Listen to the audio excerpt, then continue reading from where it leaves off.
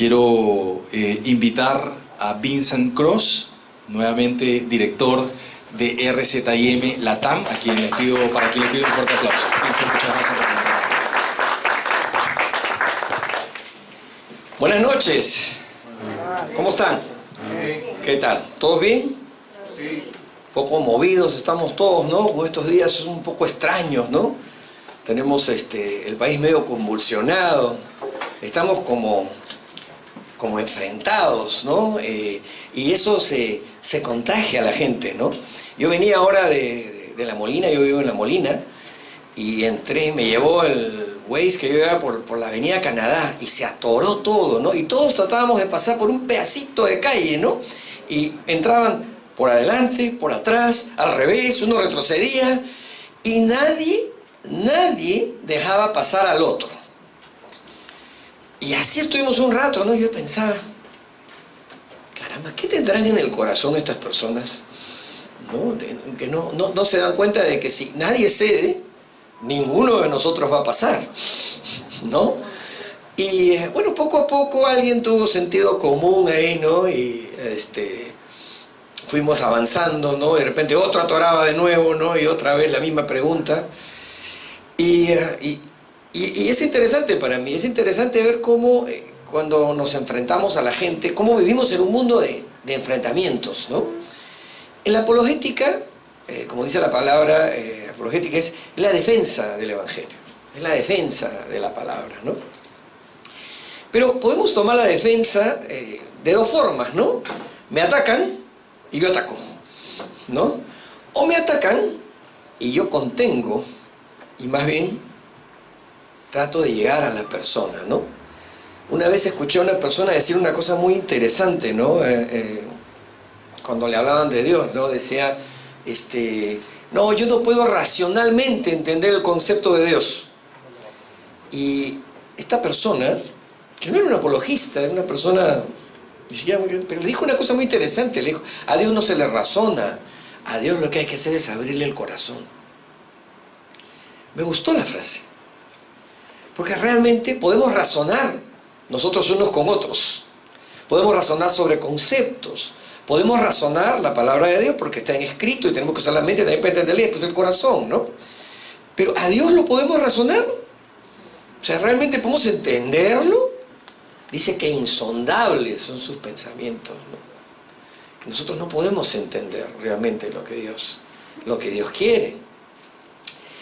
Pero nosotros estamos en este nivel, en el nivel horizontal de la tierra, en esta dimensión donde tenemos pues profundidad, tiempo, vivimos en tres dimensiones, ¿no? Dios no vive amarrado a nuestras dimensiones. Somos nosotros los que vivimos amarrados a estas dimensiones. Por lo tanto, que tenemos que tratar con otros seres humanos. Tenemos que hablarles, convencerlos, tenemos que predicarles la palabra. Pero ahí donde me quedo pensando en esta palabra, ¿no? A Dios hay que abrirle el corazón. ¿Cómo se abre el corazón de una persona? ¿Cómo baja sus defensas y sus brazos de tal manera de que me permita decirle en lo que yo he creído? Que me permita decirle por qué hago lo que hago. ¿Por qué en lugar de estar tranquilo en mi casa viendo televisión, viendo Netflix, ¿no? O iTunes o cualquiera de estas cosas, ¿no? O un CD común y corriente, o leyendo un buen libro, tantos buenos libros que hay, ¿no?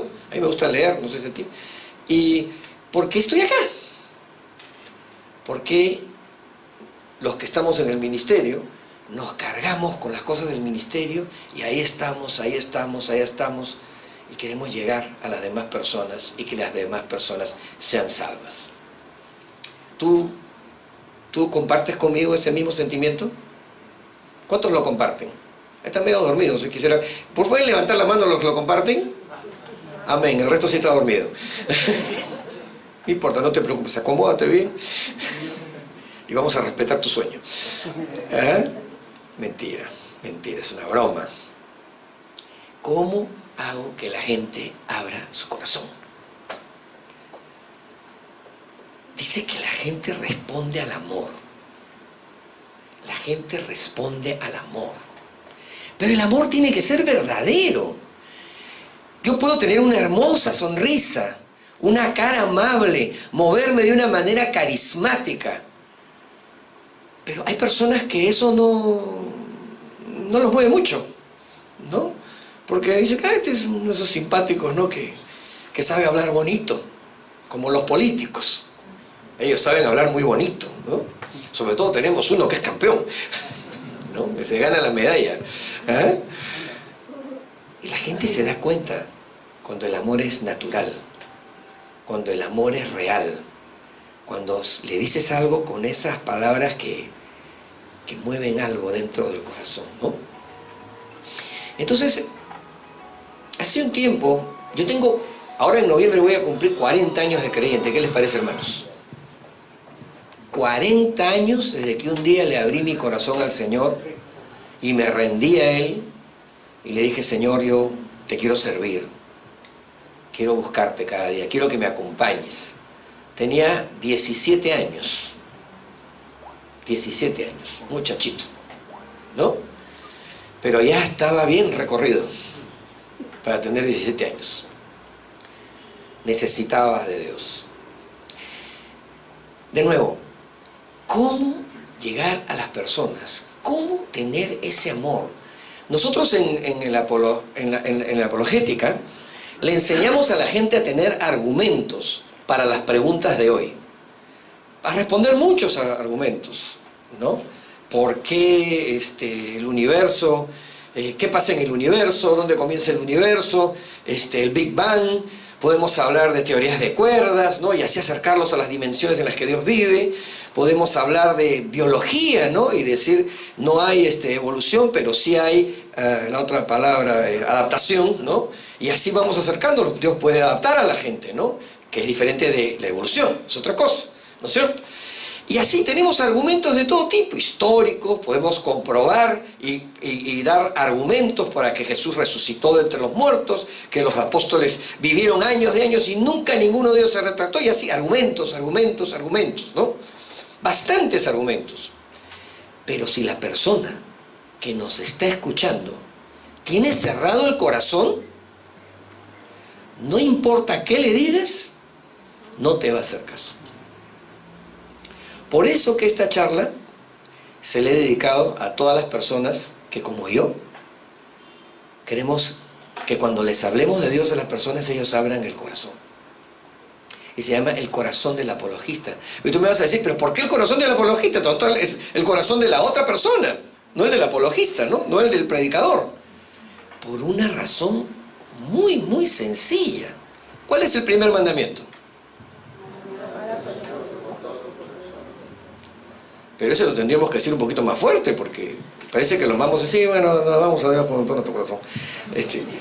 Amarás a Dios con todo tu corazón. ¿Qué más? En buena palabra lo que dice es con todo lo que tienes. ¿Amén?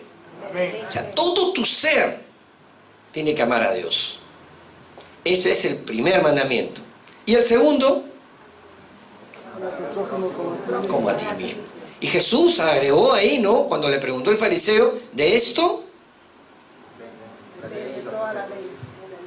Toda la ley y los profetas. ¿Se acuerdan? De esto depende toda la ley y los profetas. Si tú amas a tu prójimo, no le robas, no le mientes, no cometes adulterio, etcétera, ¿no? Y yo estaba pensando, ¿no?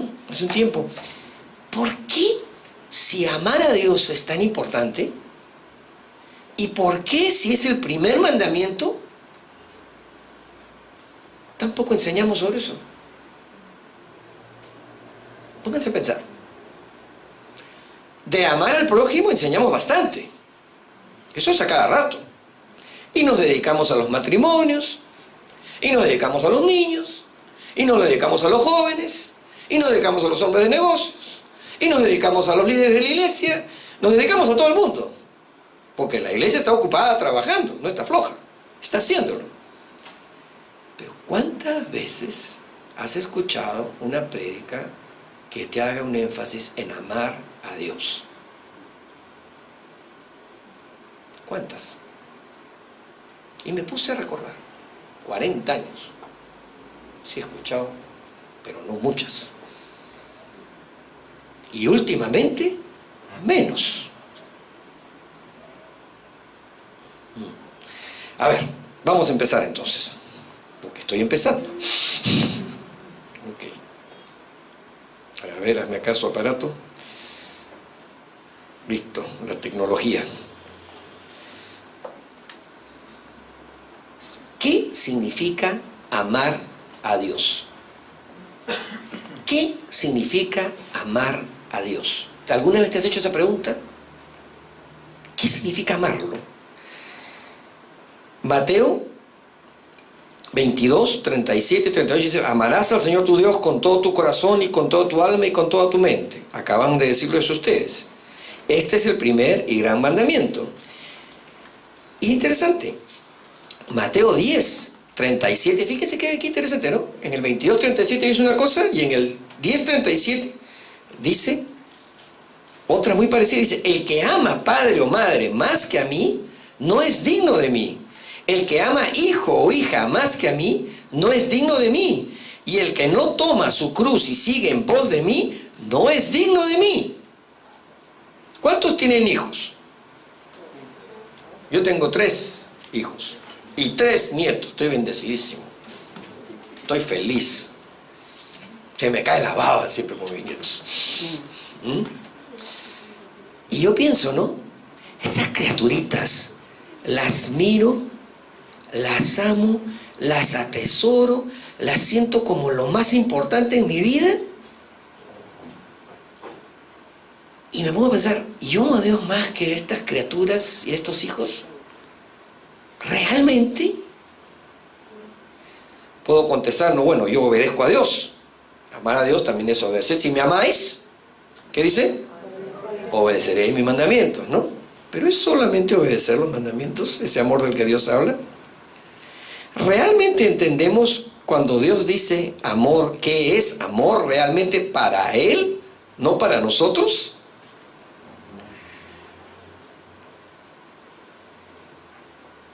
El que dio a su Hijo, ¿qué dice la palabra? A su Hijo unigénito, ¿qué más dice? Para que todo aquel que en Él crea no se pierda, mas tenga vida eterna. Y Él fue el que se sacrificó por nosotros, ¿no es cierto? Derramó su cruz. Tú podrías decirle a tu hijo: mira, ¿sabes qué? Vamos a hacer una analogía, nadie se me ofenda, ¿no? Como una pequeña analogía, ¿no? Tú ves unas hormiguitas en el piso, todas ordenaditas, todas caminan en fila, tienen su orden, tienen su tecnología. ¿Has visto los hormigueros? Tienen su técnica, su tecnología, son inteligentes las hormigas, y tienen orden, y tienen líderes, y tienen disciplina, las hormigas, ¿no? Y esas hormiguitas están trabajando, y tú te das cuenta que esas hormiguitas se van a perder, y que la única manera es que tu hijo baje, se vuelva hormiguita, y las demás hormiguitas la masacren para poder salvar a todas las hormiguitas. Tú podrías, me dices, no, pues, ¿cómo me va a decir hormiguitas? ¿Qué tal comparación? Voy a retroceder un poco. Imagínate que las hormiguitas están ahí en el piso y ustedes son Dios, ¿no? Ustedes entran a la internet, ¿no? Ven Facebook, ven Google, tienen todas las respuestas, son capaces de hacer aviones, capaces de hacer carros, capaces de desarrollar el mundo, modernizarlo, ¿no es cierto? ¿Lo pueden hacer las hormiguitas?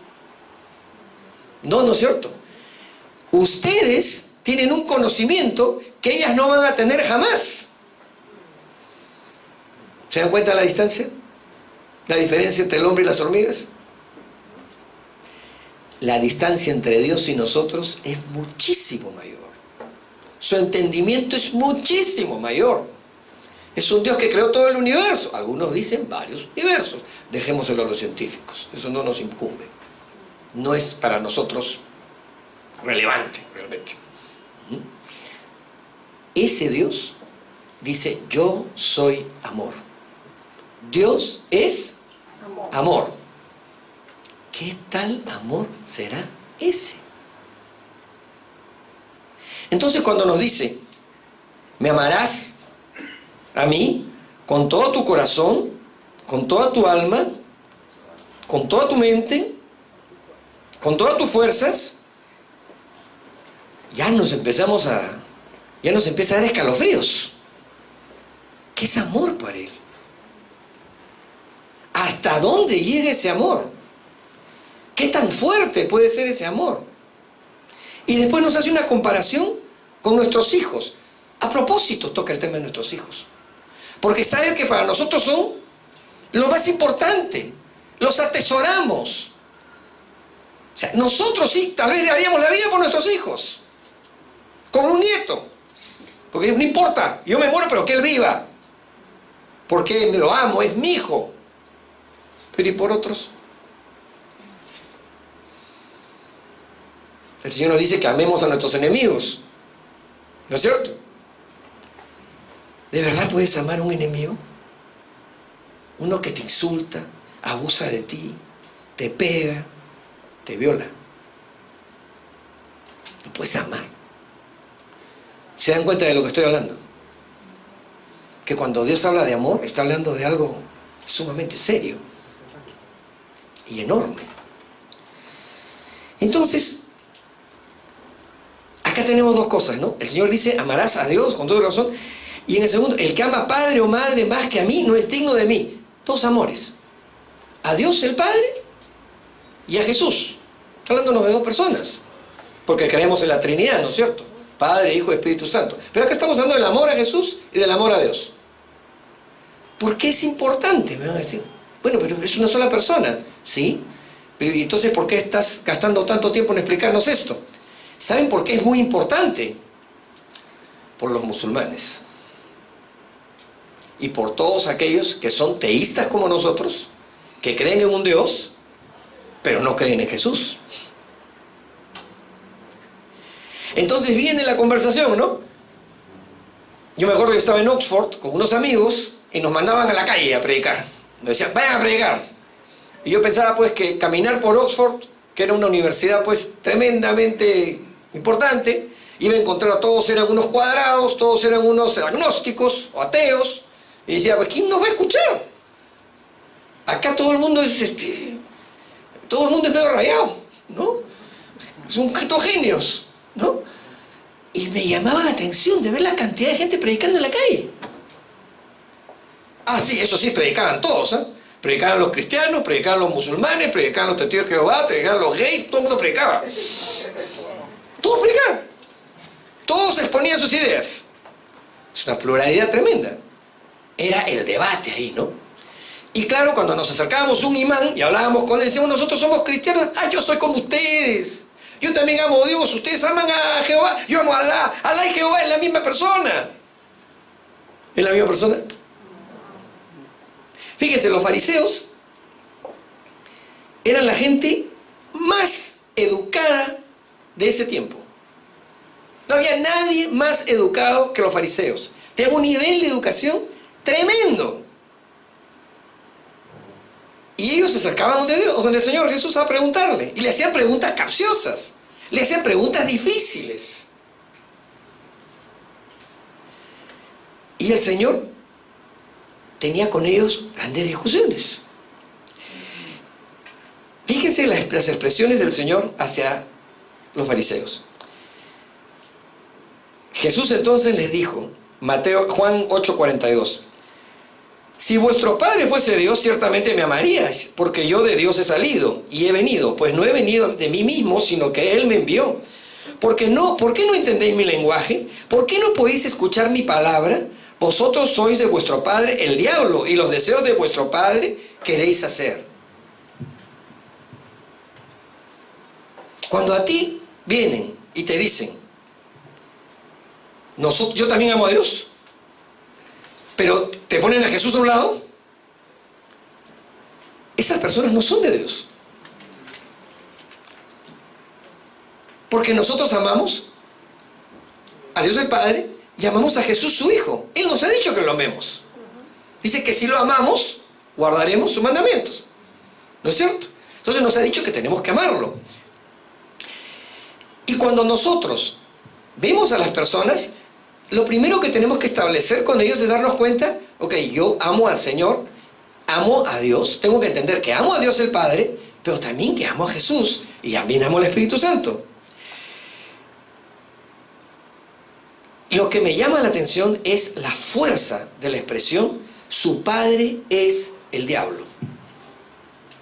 Ahora Jesús usó otras expresiones también bastante fuertes, ¿no? Sepulcros blanqueados, generación de víboras. Bueno, lo que quería resaltar es la hipocresía en la cual vivía. ¿Saben una cosa, hermanos? El principal problema del Señor no era con la gente, no era con los no creyentes, no era con la gente pervertida, ni con los inmorales, no era con los cobradores de impuestos. El principal problema que tenía el Señor era con la gente religiosa. Porque ¿saben lo que tenían? Tenían ausencia de amor. Porque el Señor no estaba en ellos realmente, a pesar de que lo proclamaban. Entonces, ¿cuál es la prueba de que una persona ama a Dios? La primera prueba, que amas a Jesús. Entonces yo te vuelvo a preguntar, porque estamos hablando del corazón del apologista, en otras palabras, del corazón del evangelista. Porque ¿qué cosa es un apologista? Un evangelista, pues. Es un hombre que está predicando la palabra y que usa también otras herramientas para poder acercarse a la gente y poder hacer conversación con ellos. ¿Cuál es la prueba de que tú amas a Jesús? ¿Cuál es la prueba?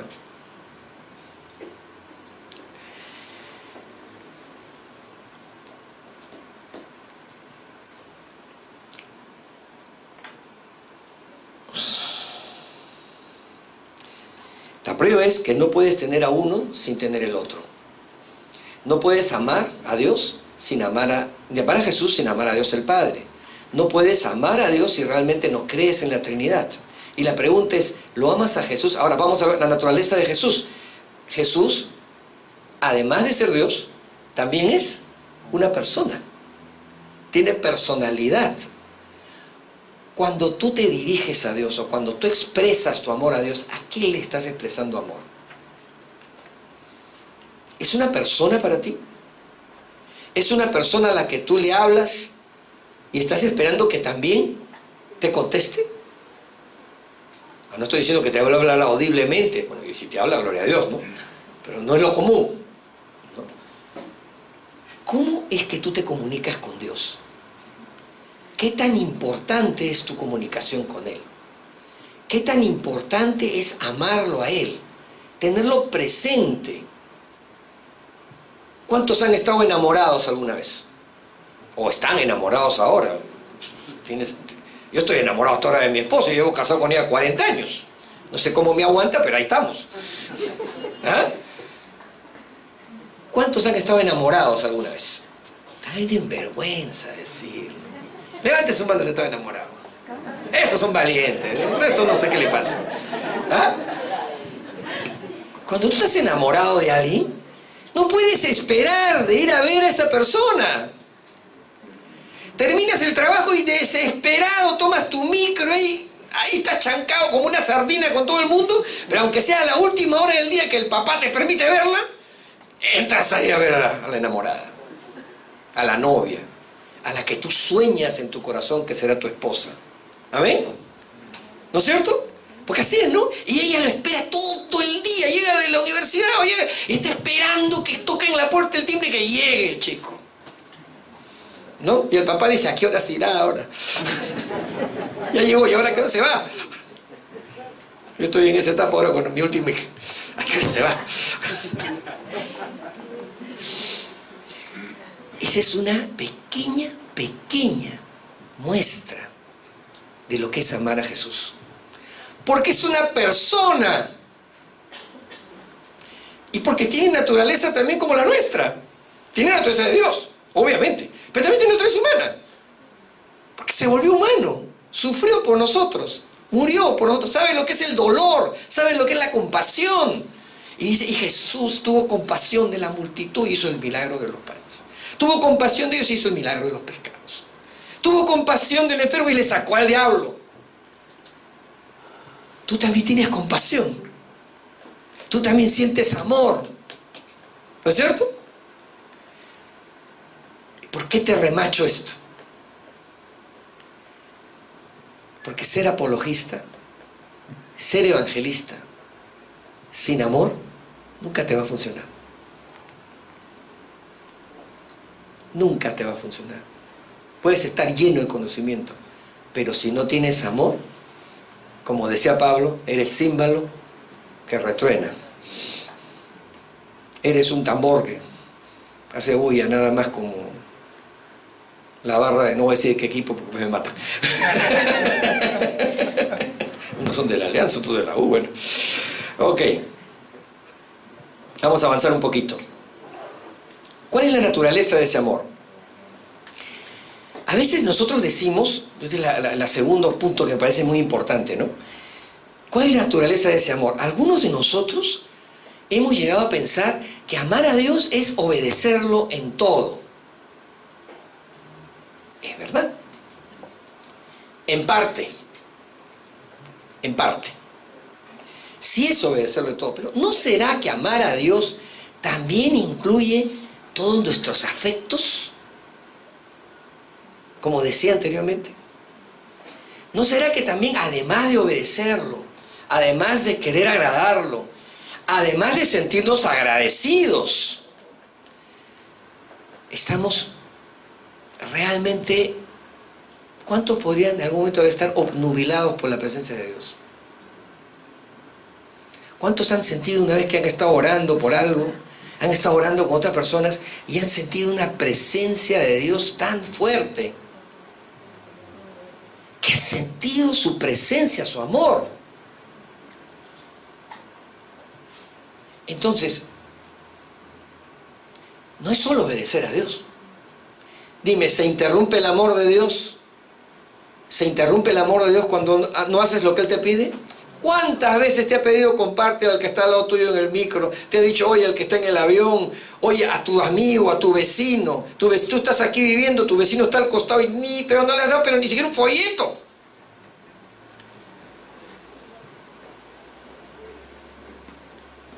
Dime, ¿Dios te ha puesto la cruz por eso? Te sigue amando, te sigue bendiciendo, te sigue ayudando, tú sigues orando y está contigo. Una de las cosas que a mí me impresiona de todos estos muchachos de RZIM cuando vienen acá, aparte de nuestra gente que está acá también, que son lindos, es el amor que tienen. Que los han formado muy bien. Yo me impresiono cuando vienen con muchos de ellos. Son chicos con cartones, 2 cráneos son todos. Todos están súper bien preparaditos, porque ese es su trabajo. O sea, son chicos que los han preparado para contestar preguntas. Entonces, estudian mucho, leen mucho, ¿no? Pero cuando empiezo a hablar con ellos, me doy cuenta que va más allá de solo conversar. Tienen un amor por la gente que sale, ¿no? ¿Cuántos de ustedes han estado en las reuniones, los han visto? Les sale. A veces yo digo, ¿por qué no me sale también a mí? Quiero que me salgan así, con esa naturalidad. Sí, hay que obedecer a Dios. Pero el amor de Dios es algo más que solo obedecer a Dios. Algunos dicen, no, si en Juan 14:15 dice, si me amáis, guardaréis mis mandamientos. Pero a veces lo entendemos al revés. Guardaréis mis mandamientos si me amáis. ¿Qué dice primero? ¿Saben por qué la carga del Señor se hace ligera? Muchos de nosotros no entendemos el tema de la carga cuando dicen, no, llevad mi yugo porque mi carga es ligera, ¿no? Y dicen, pero el yugo que yo tengo encima pesa duro. Ya no sé hasta dónde cargarlos estos, ¿no?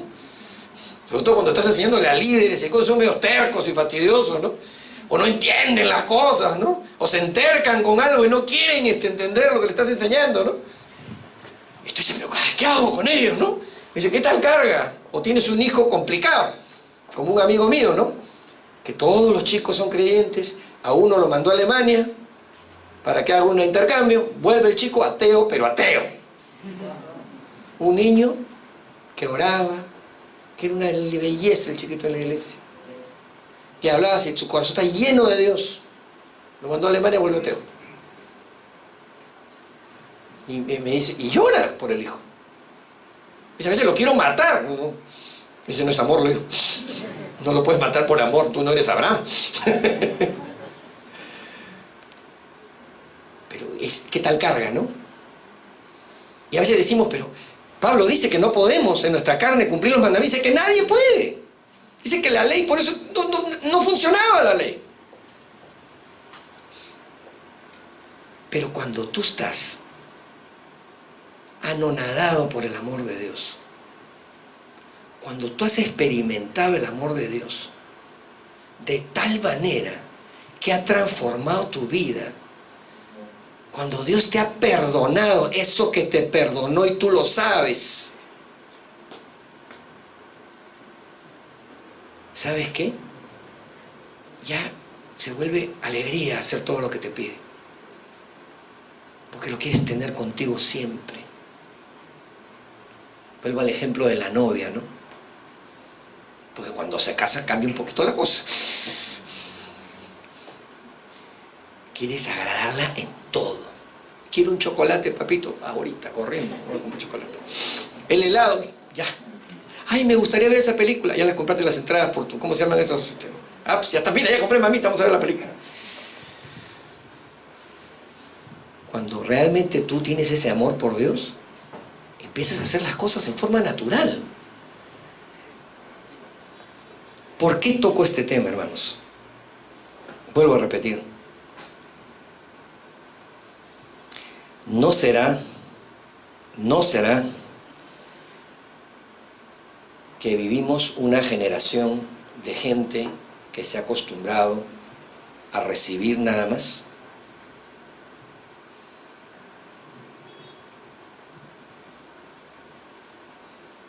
¿Por qué voy a la iglesia? Ah, porque en la iglesia paro peleando con mi esposa y en la iglesia la van a tranquilizar. Le van a decir que se someta. ¿Por qué lo llevo a mi esposo? Porque este es un mandón, un renegón, a ver si lo ponen en el grupo de varones y me va a venir a decir que soy una reina. O como es una iglesia que conozco yo, que todas las mujeres se han puesto las bellas. No son bellas. Sí, bueno, un poquito raro que se pongan bellas, ¿no? Bello genio tienen. ¿Ah? ¿Por qué voy a la iglesia? Porque no sé qué hacer con mis hijos. Y los llevo a la escuela dominical y los entretengo. Y algunos vienen y nos los dejan y se van. ¡Qué frescos! Se dan cuenta que nos hemos vuelto una máquina utilitaria. O sea, la gente ya no viene a la iglesia para buscar al Señor. Entonces me pregunto yo, ¿cómo hemos predicado el Evangelio? Me pregunto, todos los que estamos acá, pues todos los que están acá, yo supongo que todos quieren servir al Señor. Si no, ni estarían sentados acá. ¿Para qué iban a estar acá aburriéndose con lo que les digo? Ustedes están acá porque quieren servir al Señor. Porque lo aman al Señor. Si no, no estarían acá. La pregunta que yo hago es, ¿qué estamos haciendo? ¿Qué estamos predicando? ¿Cómo lo estamos presentando al Señor? ¿Cuál es nuestro corazón? ¿Estamos predicando al Señor porque nos gusta que nos escuchen? ¿O estamos predicando porque realmente amamos a esa gente? Porque si el amor de Dios está en nosotros, ese amor se va a reflejar. Va a ser más que conocimiento.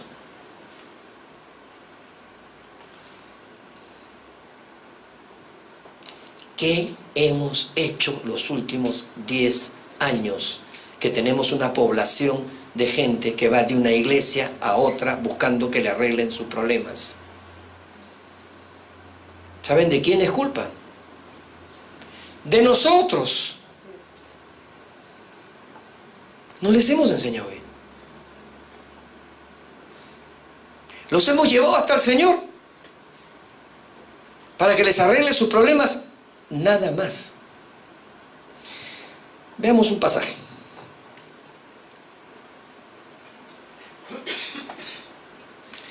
Lucas 7. ¿Se acuerdan de la historia del fariseo? Lo voy a relatar rápido porque no quiero ya alargar esto mucho. ¿Se acuerdan ustedes que él estaba con el fariseo cenando, no? Y llega una mujer con un frasco de alabastro. Obviamente, probablemente era una mujer vestida de una manera nada decorosa. Llega llorando, le moja los pies al Señor, le echa perfume en los pies, llora tanto que se los moja y después coge su pelo y con su pelo le limpia los pies.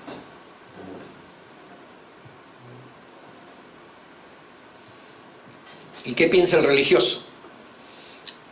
Este si es profeta, ¿cómo no va a saber que esta es una prostituta? Que esta es una mujerzuela.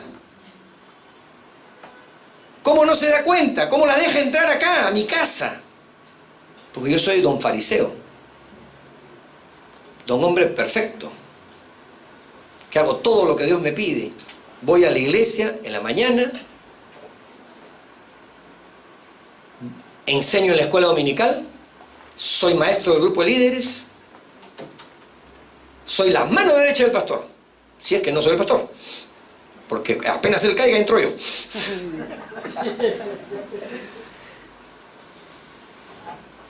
¿Y qué le dice Jesús? ¿Se acuerdan? Dice Simón, llegué a tu casa y no me diste un beso, porque los judíos se saludaban con un beso. Era un símbolo, se decían Shalom, la paz sea contigo, y se daban un beso. A él no le dio un beso. Dicen, no me lavaste los pies. La primera atención que uno tenía con un invitado era lavarle los pies. ¿Qué significa que no le lavó los pies? Que lo tenía ahí para entretenerse, para escuchar qué tenía que decir este loco. Como a Pablo, ¿no? Tráiganlo a él para saber qué dice en el aerópago. Pero esta mujer, no, y le dice le dice, oh mira, había dos hombres, ¿no? Me estoy salteando esa parte. A uno debía 50 denarios, el otro 500 denarios, dice, ¿no? Y ninguno podía pagar. Y fueron donde su acreedor y le dijeron, no puedo pagar. Qué lindo sería si fuera así ahora, ¿no? Podemos decir, no puedo pagar, ¿no? Y le dice, el que era el acreedor, ya, los perdono a los dos, ya no me deben nada. Cero deuda. Amnistía total. ¿Quién lo va a amar más? Dice yo que era un hombre sabio, dije, claro que los 500 denarios, ¿no? Porque era mucho más plata.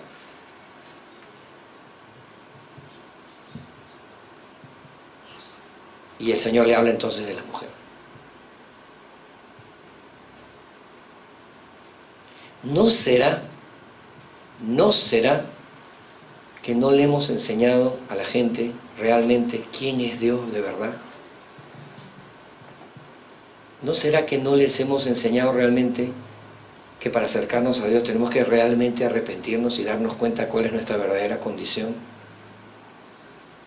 ¿No será que tal vez tenemos mucha gente en la iglesia que es convencida, pero no arrepentida y no convertida?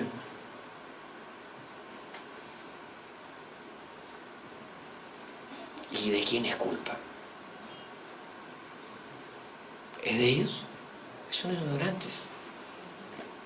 Es nuestra. No hemos hecho nuestra tarea. Y por eso, sinceramente, esta charla era para mí, los chicos, los apologistas, ¿no?, que están trabajando. Pero ustedes son gente de Dios, así que también para ustedes. La gente te va a abrir el corazón cuando tú entiendas el amor de Dios. Cuando lo ames con todo tu corazón. Cuando obedecerlo no sea una cuestión de obligación y para que el resto te vea, sino porque lo amas. Y cuando el resto vea cómo amas tú a Dios, van a decir, ¿por qué eres así? ¿Sabes por qué? Porque yo soy como esa mujer pecadora. Porque yo no valía nada. Pero Dios me perdonó. como me perdonó, lo amo. Porque no debe ni fijarse en mí, pero lo amo. No entiendo su amor. Es tan grande que no lo puedo entender. Estoy estupefacto ante su presencia. No puedo entenderlo. Cuando empiezo a ver el universo, David decía, ¿no? Veo las estrellas, ¿no? Imagínense, ¿han visto las imágenes del Hubble? ¿Las han visto las imágenes del universo? Son preciosas. Las hizo el Señor. Él las dibujó. No puedo tampoco entender el amor de Dios. No puedo entender el alcance del amor de Dios. ¿Cómo no lo voy a amar? Se dan cuenta que va más allá de obedecer. Va más de hacer algo para que mi pastor me vea. Va más de hacer algo para yo ser mejor que los demás. Va más allá de competir con mi otro hermano que está al costado mío para que yo te gano, yo lo hago mejor, yo tengo más discípulos.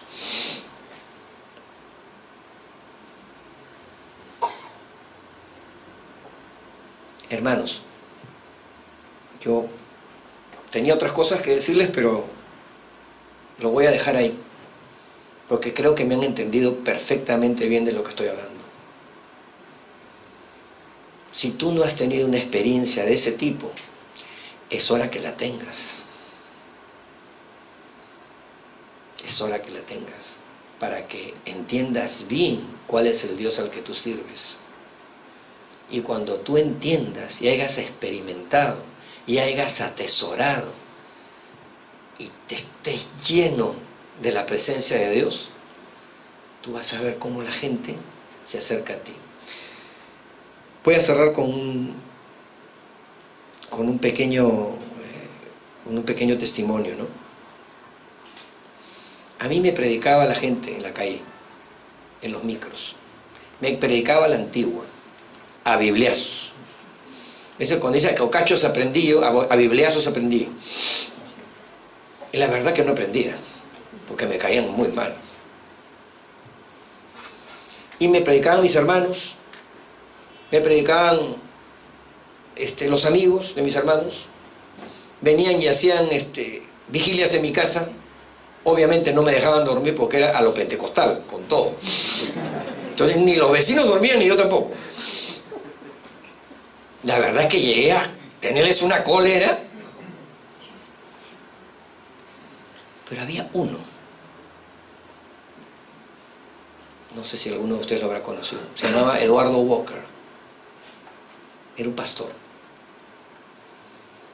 Cuando yo iba a la iglesia, porque a veces iba de curioso y para ver, porque como estaba enamorado de una chica que era creyente, entonces iba por las chicas, obviamente. Lo veía limpiando los asientos de la iglesia. Sacaba los asientos y los limpiaba. Y dice, pero él es el pastor. ¿Por qué limpia los asientos? Y cuando los otros veían que él limpiaba los asientos, todos se ponían a limpiar asientos. Ya no veo eso. Ahora yo lo veo, disculpen la expresión, apóstoles y superpastores. Yo ya no veo a Eduardo Walker en ningún lugar. ¿Y saben qué? Me impresionaba verlo. Pero igual no creía en Dios. Decía, qué hombre tan bueno. Es un buen hombre, es un hombre humilde. Este no es como los otros. Este vale. Y un día tuve un accidente de auto. Y en el accidente de auto tuvimos un problema, porque era un tema de seguros. Y como no podía pagar, ir al carro de un amigo, necesitaba que alguien me ayude. Y se apareció Eduardo, que adicionalmente a ser pastor, era broker de seguros. Porque él trabajaba, y asistía, y pastoreaba. No me dijo una palabra de Dios. Y me acompañó a todos lados. Hasta que no cobré lo que necesitaba para pagar todo el auto, no dejó de estar conmigo.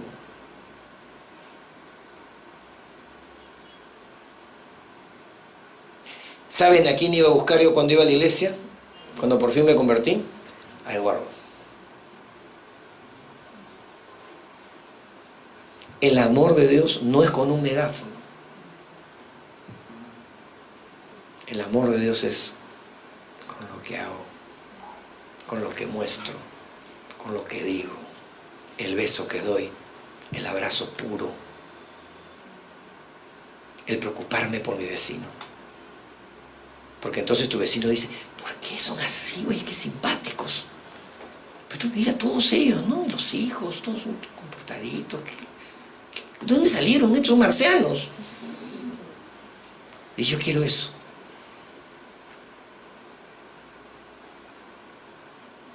Entonces vuelvo de nuevo a todos mis hermanos lindos apologistas.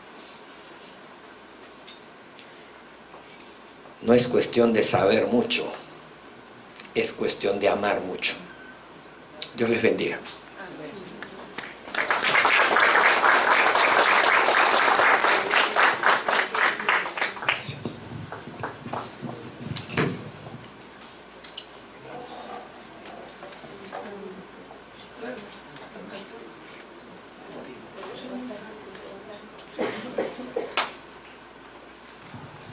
Ok, aquí con la venia de Vincent, vamos a tener unos minutos de poder responder algunas inquietudes que pueda tener el auditorio, la audiencia, respecto de la apologética, ¿no? Es decir, cómo salir en defensa de nuestra fe, de lo que creemos como cristianos, obviamente, basado y teniendo como la piedra angular y el fundamento a Jesucristo, ¿ok? Así es que, no sé, me voy a apoyar en el otro micrófono. Si lo prendo, ¿se acopla?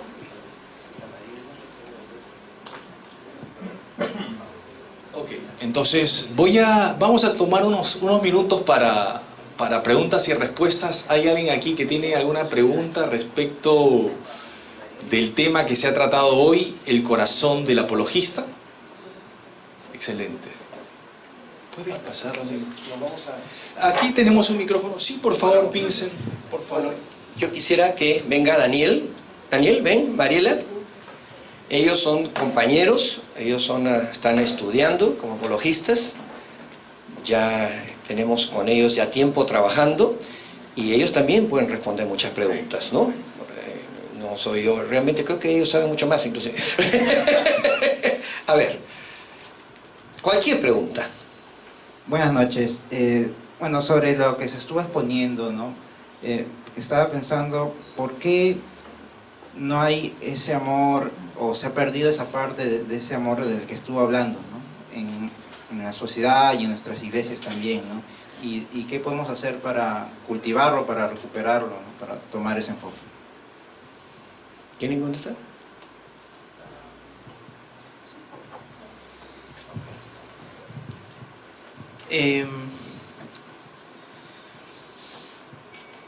En realidad creo que Vincent ha dicho bastantes cosas muy ciertas. A mí me ha impactado bastante de lo que ha dicho. Creo que es mucho porque a veces, al menos para mí personalmente, siento que es, incluso estudiando, a veces que terminamos de ver a Dios más como algo que se estudia o algo que se lee en vez de una persona. Creo que al menos dentro de la charla de hoy día lo que más se me ha quedado es eso.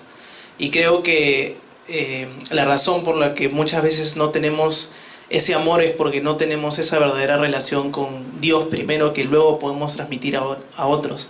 O sea, si no podemos entender la magnitud del amor que Dios tiene por nosotros, ¿cómo vamos a poder transmitir, vivirlo y transmitirlo a otras personas?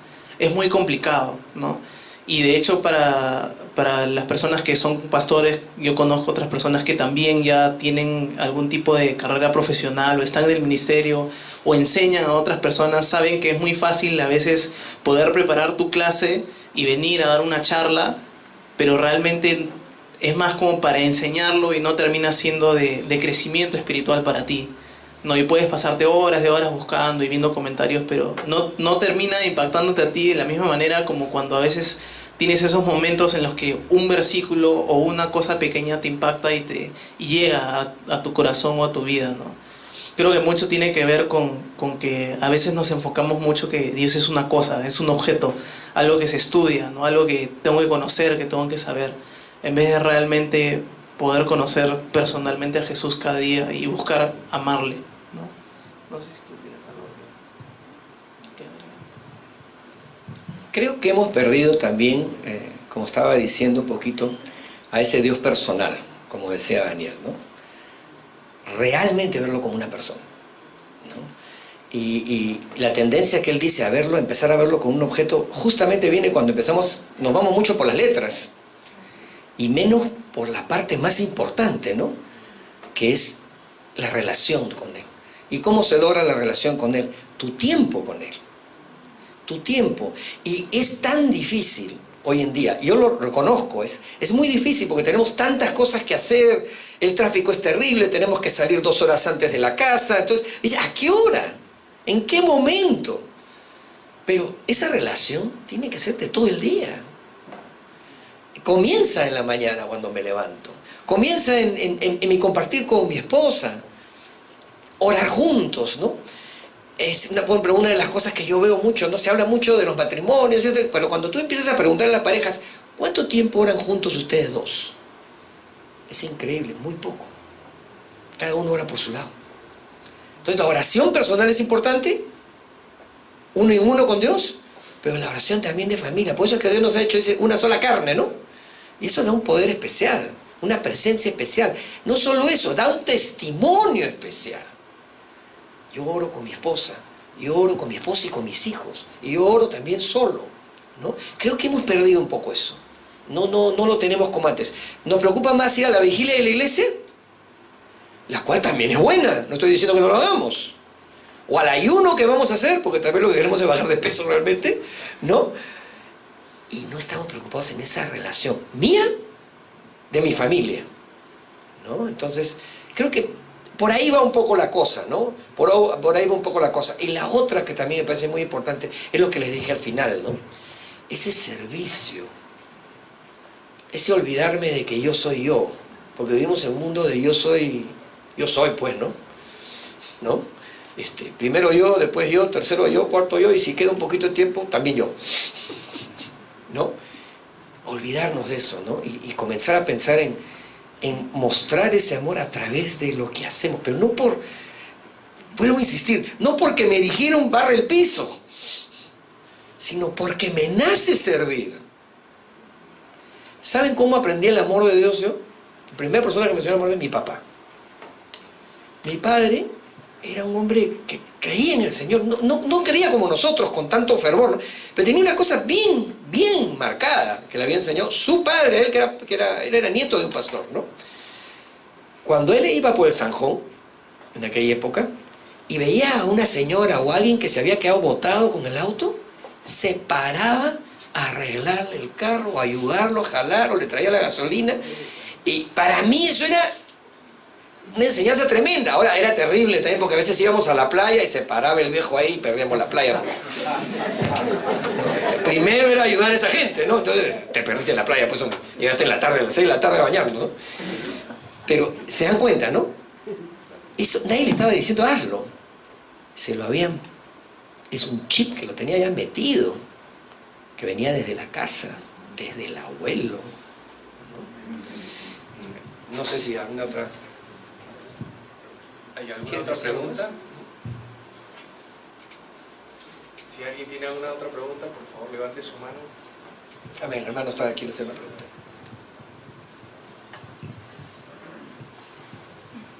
Buenas noches. Usted habló sobre cómo amar a Dios. Lo dice en el versículo que es de tal manera, ¿no? Tenemos que amarlo de tal manera, amarlo de amor. Esa es la respuesta que usted da. Perdón, ¿Cómo debemos amar a Dios? ¿Cómo debemos amar a Dios? Ya. Lo dice el versículo. Lo dice como dice el versículo, de tal con manera. toda nuestra alma, Claro. con todo nuestro corazón, con todas nuestras fuerzas, o sea, todos nosotros. Esa es la respuesta. Esa es la respuesta. El versículo es de tal manera. Pero lo amamos de tal manera.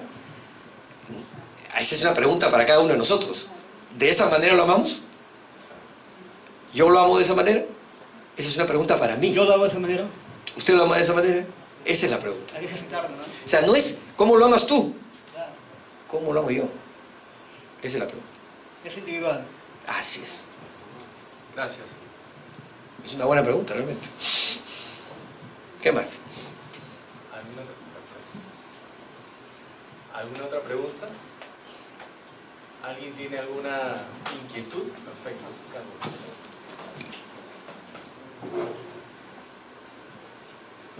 Bueno, primero agradecerle al Ya, pastor está bien. por su mensaje. Yo no soy pastor, hermano, solamente un ayudante. Nada más. Así como estaba diciendo Daniel, ¿no? Como, porque y cuando uno empieza a estudiar, ¿no?, la Biblia, ¿no?, tomamos a Dios como estaba diciendo Daniel, ¿no?, como un objeto, ya lo hacemos un curso, ¿no?, académico, ¿no? Si podría darnos algunas, digamos, tips, ¿no?, o algo más práctico, como estudiar la Biblia y no hacerlo a Dios ya despersonalizarlo, ¿no?, solamente como un objeto, ¿no?, y se pierde la relación, ¿no? Porque esto sucede sobre todo en los escuchados, ¿no?, de pastores, ¿no?, que decían, ¿no?, este hermano era buen siervo, ¿no?, amaba, estaba involucrado en la iglesia, pero desde que empezó a estudiar el seminario ya no tiene tiempo. Se fue al cementerio. Sí. No, entonces, ustedes que están estudiando la Biblia, ¿no?, puedan orientarnos, ¿no?, unos tips para qué debemos hacer, ¿no?, para no caer en ser solo académicos. Se va a contestar Mariela. Ciertamente es una pregunta que cala muy personal porque a mí me encanta mucho estudiar. Ahorita estoy haciendo un curso de teología sistemática porque me parece la cosa más chévere.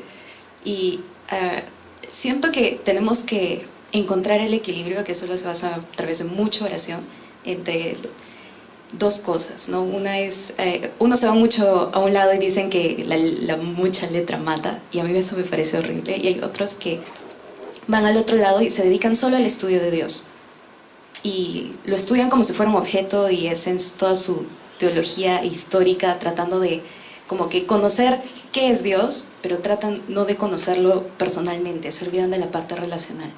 Y eso creo que a mí me marcó en dos cosas. Una es quizás la vida de Salomón, porque era, esto a mí me lo enseñaron una vez que estuvimos en un retiro y dijeron algo muy importante, ¿no? Que a veces si eres alguien como Salomón, que había sido entrenado para ser rey, alguien que tenía mucho conocimiento, que ya le habían dado muchas cosas, lo que tú tienes que pedir es sabiduría. Y hacer que no solo sea sabiduría o sea, conocimiento, entendimiento, sino que sea sabiduría para saber cómo estudiar lo que estudias de Dios. Y el otro lado es quizás esta parte en Corintios donde dice que el conocimiento envanece, pero es el amor el que edifica. Entonces, creo que esto solo se hace a través de mucha oración. El estudio de Dios no puede ser algo simplemente académico, sino siempre tiene que estar acompañado de la oración. Porque lastimosamente muchas veces nos quedamos en leer, pero si no buscamos orar, por mucho que leamos de alguien, si no hablas con esa persona no vas a llegar a conocerla. Y eso es lo que nosotros tenemos que hacer con Dios, orar sinceramente, pedirle sabiduría, pero también pedirle que Él nos humille ante su conocimiento, ante todo lo que Él quiere enseñarnos. Y ciertamente cuando te gusta conocer mucho, mucho más tienes que pedirle a Dios que te ayude a ser empático, a conocer a otros, a que Él te apoye con tu servicio. Pero eso es algo que cada uno tiene que hacer personalmente para que funcione de la forma en que Dios quiere que funcione en tu vida. Hay algo más que quisiera agregar nomás, ¿no? Algo que aprendí cuando estábamos estudiando el tema de la apologética era que nos lo enseñaban en forma personal, pero también en grupos. Y yo decía, bueno, eso no tiene nada de diferente, acá estamos en un grupo, ¿no? Pero no, era un tema de que además de la cultura y la educación y todo lo que nos estaban enseñando, también nos estaban enseñando disciplinas espirituales que las hiciéramos en conjunto. Entonces, lo que pasaba es que unos nos animábamos a otros, unos aprendíamos y nos enseñábamos unos a otros y también nos corregíamos unos a otros, ¿no? Y esa fue una parte, me acuerdo, muy vivencial para mí, de dejar de ver a Dios, como dice muy bien Mariela y Daniel, como algo que estudiar, sino más bien a quién acercarme, a quién aprender a conocer, porque lo aprendí a conocer a través de lo que me enseñaban, a través del testimonio de gente valiosísima. Tuve el gusto de conocer a John Lennox, por ejemplo, el que tiene el libro, ¿no? Y tú ves a John Lennox y es una persona sencillísima, tipo que tiene 3 PhDs y te habla pues, pero tranquilo, es súper sencillo, ¿no? Entonces, te enseña también con su testimonio, con su manera de ser, de hablar, ¿no? Entonces, es muy importante la parte interpersonal en las disciplinas espirituales. No querer yo tener a Dios, yo aprender yo tener mis espirituales, yo tener mi tiempo con Dios, yo ayuno 40 días, no, sino en grupo, buscar gente que como nosotros esté buscando a Dios, no que esté perdiendo el tiempo o jugando al cristiano. No jugar al cristiano es bien importante, porque muchos jugamos al cristiano, la célula y esto, y al final es la comilona o no. No, que estaban todos en el mismo de buscar a Dios, de aprender las disciplinas espirituales, de tratar de entenderse unos a otros, ¿no? Y eso te quiero animar, que busques a otros que tengan el mismo hambre que tú, porque se van a edificar unos a otros, se van a hacer más amigos, más hermanos, que lloren juntos, que amen juntos todos, ¿no? Pregunta final, ¿alguien tiene? Perfecto.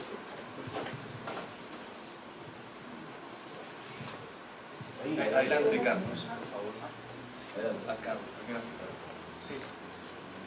Bueno, muy buenas noches y gracias por el tiempo para la exposición de hoy día. Desde el inicio, bueno, yo estaba viendo de que el ministerio que ustedes tienen, que Dios les ha permitido tener, no solamente edifica en iglesias, sino que también es en universidades, me imagino en institutos, quizás en ambientes de iglesia o en auditorios como este, quizás el 100 o casi el 100% somos cristianos. Quizás en un auditorio de una universidad o de un instituto, de un debate, quizás hay auditorios que son quizás el 98% de no creyentes. ¿Alguna experiencia de repente que ustedes nos puedan contar, algo que sucedió, cómo poder manejar el amor de Dios en esas circunstancias, ¿no? Porque cuando uno analiza de repente la vida de Jesús dentro de las Escrituras, nos damos cuenta de que Él mostraba mucho amor, pero había momentos en los cuales Él también, ¿no?, como persona, ¿no?, un poco levantaba la voz. Quizás algún ejemplo, algo que sucedió y nos pueda apoyar, quizás algunas personas que damos charlas en universidades, en institutos. Gracias.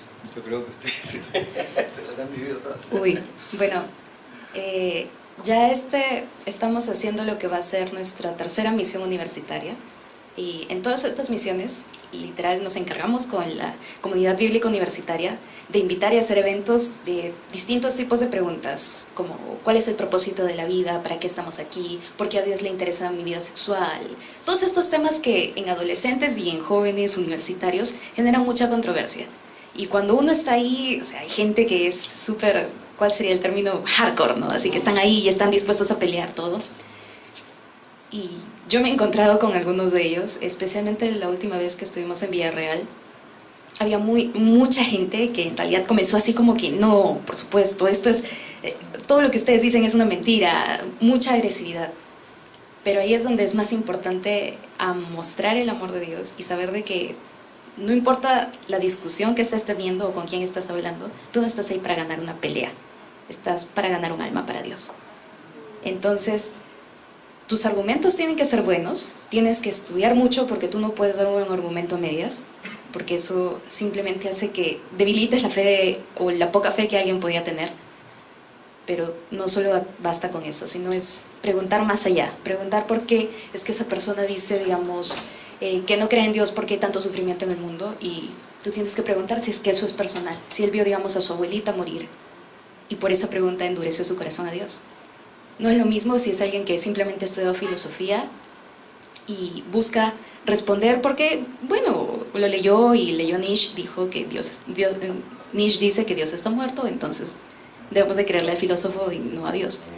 Entonces, como cada uno tiene una visión personal de lo que quiere, no podemos responder como que en automático, no, esto es así porque es así, la teodicea esta o la Trinidad de Dios, no. Tienen que ser preguntas personales. Y tenemos que ir más allá de la persona. Tenemos que preguntar, ¿por qué es que tú crees esto? ¿De dónde lo has leído? ¿De dónde sale tu conocimiento? Y una vez que tienes toda esa información, recién ahí preguntar y responder, no a la pregunta, sino a la persona. Porque a veces ellos no necesitan como que, Dios es así porque no sé, Él es infinito, es eterno, omnipotente y hizo tal vez, o no sé, o responder que es una falacia lógica lo que ellos creen, sino es responder a su corazón. A veces simplemente lo que quieren es un perdóname, porque yo sé que en otras iglesias te han hecho daño, pero yo te quiero pedir perdón por todos los cristianos, no solo por mí, no solo por esa iglesia, sino por todos los cristianos, porque lo que te hicieron fue malo. Y de ahí acercarse y tener paciencia, porque cada caso es especial, cada caso es muy distinto y hay personas, cada una tiene sus propias fortalezas y sus debilidades. Y la cosa es estar ahí e insistir, porque así se gana una sola alma. En toda esa semana que hemos estado ahí, ha sido una semana valiosa. Ravi Zacharias siempre dice una cosa bien interesante, dice, hay que ver la pregunta que está detrás de la pregunta. Muchas veces lo que preguntan no es realmente lo que quieren saber, ¿no? La primera pregunta es, como dicen, un balazo, ¿no? Realmente hay que ver qué está atrás de la persona. Y uno les repregunta, ¿no? Y fíjate los videos, vas a ver muchos videos de Ravi y de la gente de él, ¿no? Le hacen una pregunta y él le pregunta, ¿no? ¿Por qué me dices maestro bueno? Decía Jesús, ¿no? Le pregunta maestro bueno y él dice, ¿por qué me dices maestro bueno? Y sigue hablando, ¿no? Jesús también lo hacía, ¿no? Para ver qué cosa hay. ¿Por qué te sientes así? Y ahí salta, ¿no? Ustedes son unos hipócritas porque esto y aquello, no sé cuánto. Y hay que tener pues la paciencia, la tranquilidad, no exaltarse, no agarrar una Biblia y darle en la cabeza, ¿no? Y dejar que vomite pues realmente todo lo que tiene, ¿no? Te digo, hay chicos que preguntan muy bien. Es más, hubo un momento en que a uno de nuestros hermanos que ya lo revolcaron, ¿eh? ¿No? No te puedes molestar. No te puedes molestar. Y tienes que también decir, no sé. Porque la persona va a apreciar tu honestidad. Entonces, ahí es donde sale el amor, ¿no? La paciencia, el gozo de trabajar con ellos, ¿no? Y se dan cuenta. Y hemos tenido un chico que venía, ¿no? Todas las veces, inclusive lo tenemos en un video, y al final se entregó al Señor. Y el que más fastidiaba, ¿no? Pero vino varias veces y preguntaba y preguntaba y preguntaba, y uno me hubiera dicho, oye, pues que la próxima vez no lo dejes entrar, ¿no? Porque te arruinan las reuniones, ¿no? Pero al final se entregó el Señor. ¿Qué tal si no lo dejamos entrar? ¿Ves? Ese es el tema, ¿no? Creo que ahí, sí, por ahora no, porque tenemos el tiempo. Perfecto. Y estamos acá cualquier cosa. Perfecto, muchísimas gracias Mariela, Daniel, Vincent, muchísimas gracias. Qué importante, me gustó lo que dijo Mariela respecto de, voy a parafrasearlo, ¿no? Bueno, hacemos defensa de nuestra fe, no para salir victoriosos y, te tumbé tu argumento, te gané, te dejé, te tapé la boca, ¿no es cierto? Como decimos popularmente, sino más bien nuestro objetivo es entender que somos llamados a presentar a la gente a Cristo para que pueda escuchar el Evangelio, ¿no es cierto? Y el Señor puede resolver el problema de esa persona a través del Evangelio, a través del conocimiento de Cristo de esa persona. Y creo que es importante tener claro principalmente el Evangelio, ¿no es cierto? ¿Qué estamos defendiendo, no? Porque la apologética es defensa de nuestra fe, pero ¿qué vamos a defender? ¿A qué Cristo estamos defendiendo? ¿Qué nivel de profundidad en el conocimiento de Cristo estamos teniendo? Porque si conocemos a Cristo a medias, entonces a ese Cristo a medias que conocemos a medias, ahí se defendemos. Y probablemente no hemos alcanzado la madurez en el conocimiento del Evangelio y todavía no estamos entendiendo quién es Cristo y para qué Cristo, para qué vino el Señor. Entonces, pero obviamente rescatando la motivación y el corazón y el amor del apologista, ¿no? El corazón del apologista. No solamente creo es defender nuestra fe, sino permitir que si Dios ha permitido ese encuentro con alguien que no cree o porque tiene otra filosofía o no cree en el Señor, ¿no es cierto? Presentarle a Cristo y que se vaya con un Cristo claro, más o menos, ¿no es cierto? Pero no que se lleve una sensación de que perdió esta batalla, este argumento, claro, se sintió mal, pero bueno, en buena cuenta, como dice 2 Corintios capítulo 10, derribando todo argumento y toda altivez que dice que se levanta contra el conocimiento de la palabra, ¿no? Estoy parafraseándolo, ¿no? Entonces es importante tener claro el Evangelio, ¿no es cierto?